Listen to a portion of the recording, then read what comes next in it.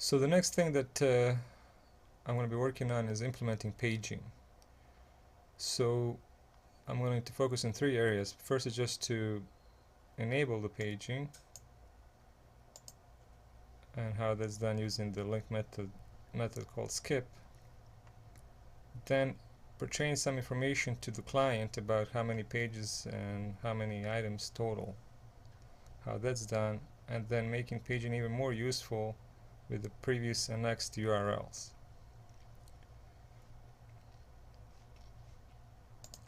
So to enable paging, we need to accept, well, currently here we're taking 25. So two things to just get started is we need to accept another parameter here, and we call it page and default it to 0. Then we need to create another variable constant, and this is going to be our page size.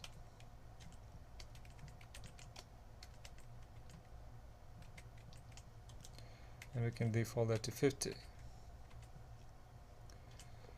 And then down here where we have take, we just take the page size.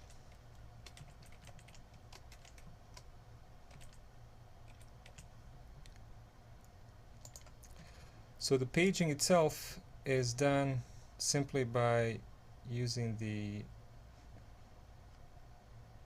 skip method in a link. So what we do is say skip, and then we would take the page size times the which page we are on. So that we know page size, we know it's 50, for example, time that by the page,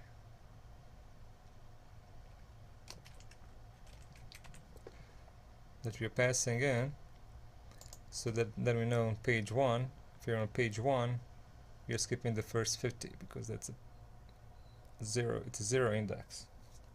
So page 1 is we're skipping the first 50 and then we're taking a 50. So just by doing this, we should be able to have ability to page. So to demonstrate really quick here, I run a local host, I put my query string here, I put a page, and then if I put 2, I'll see that it's returning different 50 items.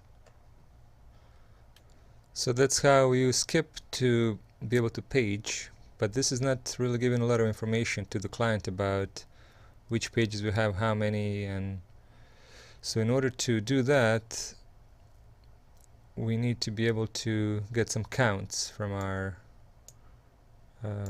repository, object that we are calling. So what we'll do is we'll divide the query to base query and the query that retrieves the initial link, just a ordered list, and then we'll get some counts from that order list. So right here, what we need to do is we need to say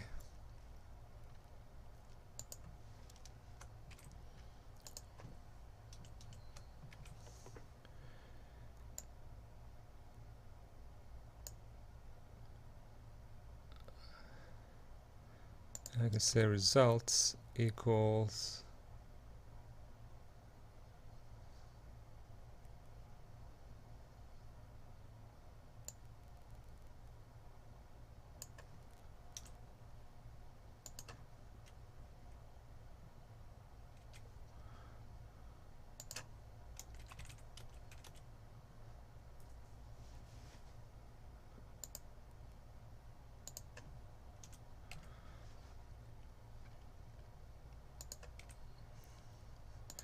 so here now I have the initial query that just retrieves all the items and it's ordered by the description, and then what I need to do is I need to get a couple of counts. So first one is the int total count, and that is going to be our query that count, and the second count is going to be total pages, and total pages is going to be our total count divided by page size.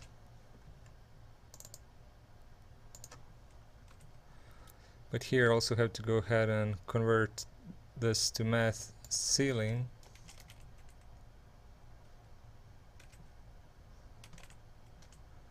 to give us that 0, and then this has to be a double,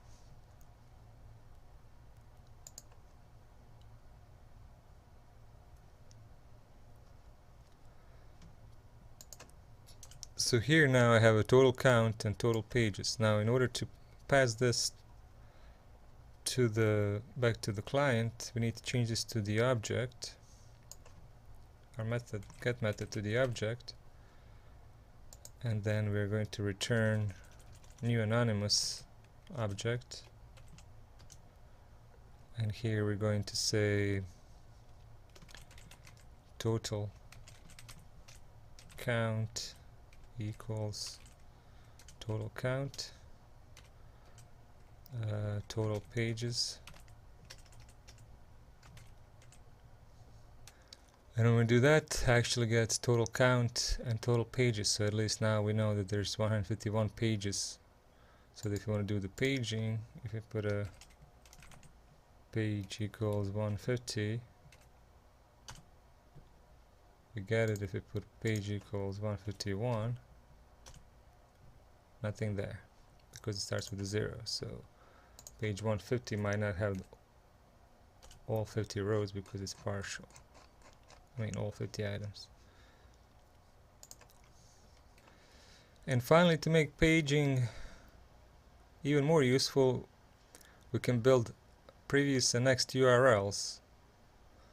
To do that, we can use a similar technique as we did for when we were trying to add location for each URL for our Web API controllers.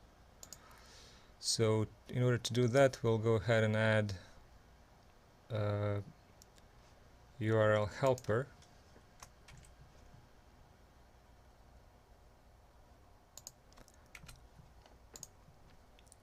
The URL helper uses the request.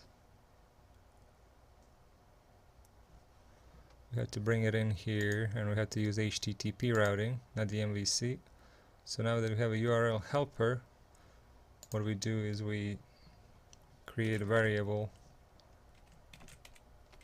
previous URL, and we use a URL helper link.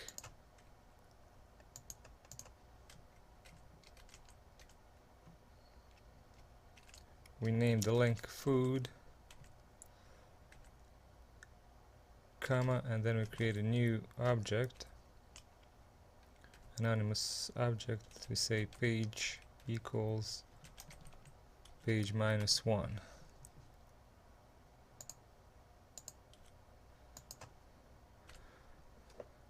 And I did exactly the same for the next URL, except it's page +1. And then we also need to make sure that we do something if it's not greater than 0. So here what we can do is we can say only if page is greater than 0, do this, otherwise default to the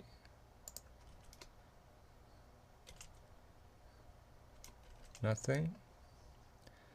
And here we say if page is less than total pages -1,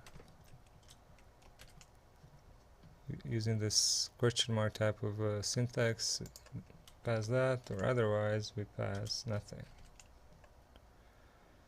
And then down here where we return, we go ahead and return our 2 newly created links.